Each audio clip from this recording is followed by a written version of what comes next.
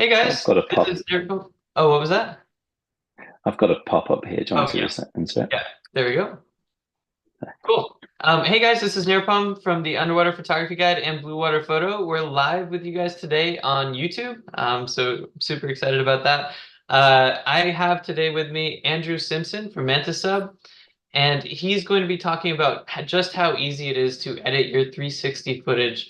Now, Mantis Sub produces housings for the Insta 360 One RS. It's a very popular camera for those of you that want to dive and get underwater with 360 video. One of the questions we get from customers all the time is, okay, well, how easy is it though to do the workflow? Is it going to take up all my day after I'm done diving? And Andrew's going to show you that that's not the case. So I'll let Andrew get into it, and I'm excited to see what Andrew can show us. Okay, thanks, Nirupam, and hello everyone. Thank you for the opportunity to talk to you here.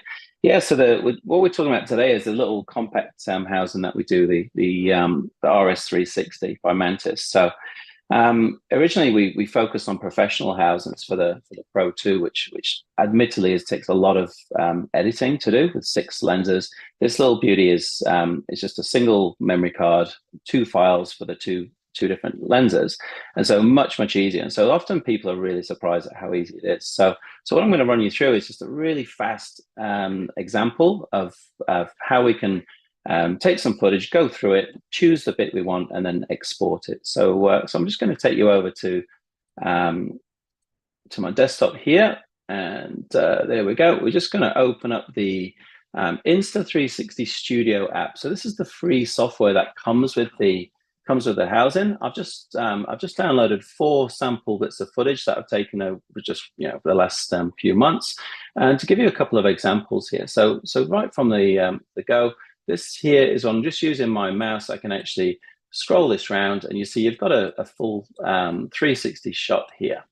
For this particular shot, I want to do what's called a reframed image. So I don't want to necessarily export it as 360, but just more of a standard footage. So I'll hit the space bar to get recording. This is just really the start of the dive. The divers are just getting themselves ready. My buddy there has also got a Mantis mounted to his scooter as well. So it's pretty cool. We're just at a site of the Poor Knights here. So we just skim through some of this footage to find something of interest. Maybe when we start descending. And now if I decide I'd really like to start with this shot, I've got control of being able to zoom out, zoom in, and really start where we like. So let's just say, for example, we're going to start there. We come down here, we're going to press keyframe. I'm also going to make this the start of my clip. So to basically avoid the rest of the other stuff, we're going to hit start. And then as we descend, I might just want to rotate this around and do a bit of a pan of the environment. I can press pause again, get that into position, hit the keyframe. And so what you'll see is from the start point to where I was, we've just got a nice steady transition. Okay, so once we get there, you can actually hear the sound the scooter starts going. So now I'm going to zoom in a little bit and maybe focus in on my body. I'm just making this up as we go, but let's say this is the kind of shot I like, and we're going to film the divers behind and just moving in and out. So the kind of idea is just by using these keyframes, you can kind of pan the camera across to wherever you wish to go. If you don't like it, you can come back and just delete these and restart it. So the real beauty of this is that you've got many different ways to edit it. Apologize for the sound; it's pretty noisy, these scooters. So yeah, we can find shots that we like, select them, and then move on. So I'll just choose another one, which just to give you another example here. This next one, let me see what this is. This is just a nice surface shot, just shot on snorkel. And again, if I want to record this, we'll just give it a proper example here. So we're going to start the frame, do a keyframe. We're just going to have a nice small clip of these blue mau here in New Zealand. We'll keep the shot static, and then after this point, I'm just going to rotate around to the right a little bit, so we end up shooting into the sun. Press pause there, and then from that point there, when we want to export it, it's just really simple. It's a case of starting the export, choosing the destination where we want to send it to, adjusting the resolution, and then hit start export. So to do your first footage is really simple. Now, while this is going, also give people opportunity to see what actually creating a 360 videos like.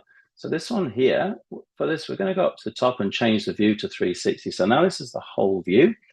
This was one where I put the pole into the reef and then swim away. So we'll just wait until the diver's out of shot. And then you'll notice as the diver goes out of shot, a lot more fish come in. So we're going to start the shot there. And then we decide how long we want to go for. So just for the sake of this sample, we'll choose a 10-second 10-second run. We're at 8 seconds, 9, 10. We'll stop there, end the clip. But you'll see the colors aren't quite right. So we're going to have a look in here. Sorry, beg your pardon. From raw, we've got it like this, which is full of cyan. The built-in color balance, like the auto settings, are actually pretty good. So we can actually play around with this to get like a white balance and a color hue that we're happy with. Looks a bit more natural. And then we can start the export. This time we're going to start a 360 export. And again, choose the size of this one. It's a 4K. Hit export, and that's it. We've now created a 360 file, which you can view in something like VLC. That will allow your people to be able to watch the footage.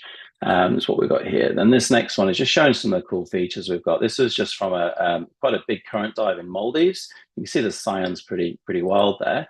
But we've got some sharks swimming past, and I'm just going to show you that you can actually track animals with this. It's quite smart how we do this. So we're just going to find where this shark comes into shot, and I'm going to demonstrate how we can do that. I can move around the whole shot. Here it comes across the front of the screen. So now using the deep track, we click on this, we just highlight the part we want to focus on, start tracking, and then it uses AI to track the subject. As it's doing that, it's pretty clever as it does that. And then when we see the results, we'll give that a few seconds to go along. So it comes right past us. I'm going to press stop tracking just so this doesn't get too slow. And then when we go to watch it, we zoom into the timeline.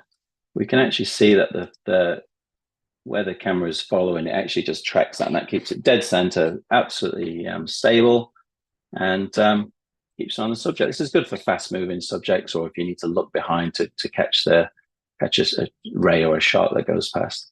So just to show you again, we can improve the color balance quite considerably. And if you're shooting where you're actually showing the housing, we just have this little base here. It's just really simple to put your own logo on there. As an example there. So as you're watching it, you can put your little logo on there as well. So exporting is super simple. Editing is really easy. I'm just using a MacBook Air here, but you can actually do a lot of this on the on your app. So using your telephone or your iPad and the Insta 360 app, you can actually export your footage and actually review it really quickly just using the Wi-Fi settings in the camera. Thanks for the awesome demonstration. I was actually I had a few questions, putting myself in the mindset of a beginner. And for those of you guys out there that are watching this, I have had the opportunity to dive with an Insta 360 RS, and the Mantis Sub housing, in the Galapagos in California. And it's really simple to use. It's actually refreshingly easy to edit this stuff. I know Andrew was just going through it very quickly, but that's what we want to show you. We want to show you how quick that can be, as soon as you get that process down. And we'll have some longer footage as well, just going over the details of, okay, this is how you do it. But anyway, Andrew, I had a few questions that I know some of the beginner shooters out there are going to have. So Sure. one is, you were showing the full 360 footage at that one point, with the full panorama basically. So would you take that footage and would you show that as just a normal video, or is that meant for VR headsets, or something like that? Yes. So that's the nice thing about it. You can share it in many different formats. For a lot of people who have VR headsets, they can put that file onto YouTube. YouTube 360 works really well for that. So viewers can actually watch their footage in a full immersive environment. Or for people who aren't comfortable with VR or don't have goggles, you can really easily watch that footage on a flat screen, but have control. So for a lot of people, they like to be able to watch it on their desktop computers, using their mouse to actually move around. And we certainly find that really useful when we're diving inside shipwrecks, for example. So for those divers who are interested and keen on diving wrecks or even capes, this tool allows us to revisit a dive and actually pause the video and move around and actually look at different parts of the of the footage, and so therefore different parts of the wreck.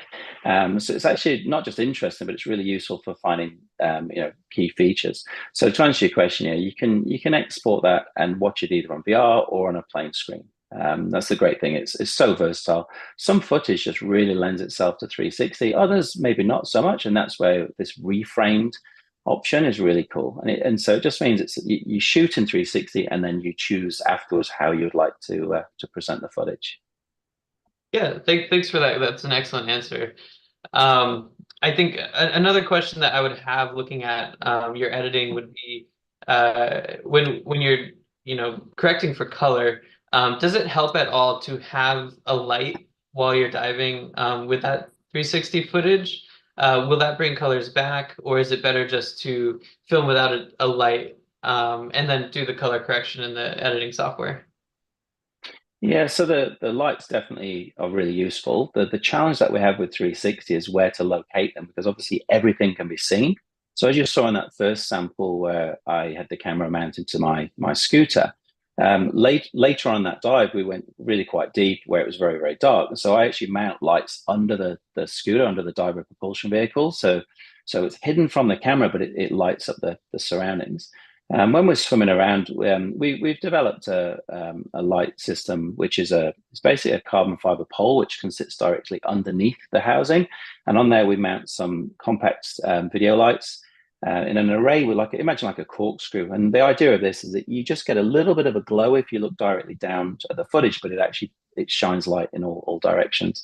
That's really very, very useful in a dark environment, an overhead environment, or a cave. If you give me 1 second, I'll just grab some footage and just show you an example of this. Let me just show you here from I'm just going to select some footage from Truck Lagoon. So there's quite a lot here. So I'll just pick one randomly. So here I've got a diver inside an engine room. And you can see I'm just moving around. But if I look directly down, you can tell there are some lights there, but there's actually four lights. So every direction is lit up. And as I mentioned, we can pause this video and we can explore parts that you just wouldn't see. So I'm looking directly above, to the left, looking to the right. Do you think you could share your screen? That would be awesome. Oh, I'm sorry. Did I? Oh, but sorry. That makes the demos. Just trust me, the footage was amazing. Thanks, Nirpa. So what we've got here is inside of an engine room of a shipwreck, and yeah, directly below the housing, you can see it. There is the glow of the lights, but those lights actually illuminate the whole wreck, so in all directions. So I'm just moving my mouse around. My buddy's obviously ahead of me. His lights, you can see, light up a little bit of the section in the middle. But we can play this video and actually investigate parts that you just physically wouldn't see every single part on a dive. So yeah, the lighting is incredibly important for these kind of overhead shots. If you're in a location where you've got good ambient light, it's less important. So certainly in the tropics, it's nice to add a little bit of color to add a little bit of color if you've got really colorful reef fish swimming around the housing, but it does work. The camera works well without the light, but I certainly prefer it in these overheads. So yeah, thanks for the reminder. That would have been rather embarrassing watching my voice talk. Oh, this is amazing footage. But yeah, no, that it really is amazing footage. So that's pretty incredible, and I think that's a great clip for showing exactly like what light can do with your video. Yeah, thanks. Now, yeah, I think that's really all the questions that I had. And we wanted to keep this short just so you guys can see just how easy it is. Again, we'll put out some more content for longer kind of tutorials on how to use the Mantis Sub and the Insta 360 ONE RS and how to edit the videos. The nice thing is the Mantis Sub is super easy to use. It just has a single button that you need to press to turn on the camera and turn it off. then you just bring it into that program. And as you saw how quickly Andrew edited those clips, you could really get through all your footage in really a few minutes. So that's the cool thing about it. Well, anyway, thanks guys, and thanks Andrew for joining us. If you guys have Thank any you. questions at all, leave it as a comment below, and we'll get back to you with and go through all the comments.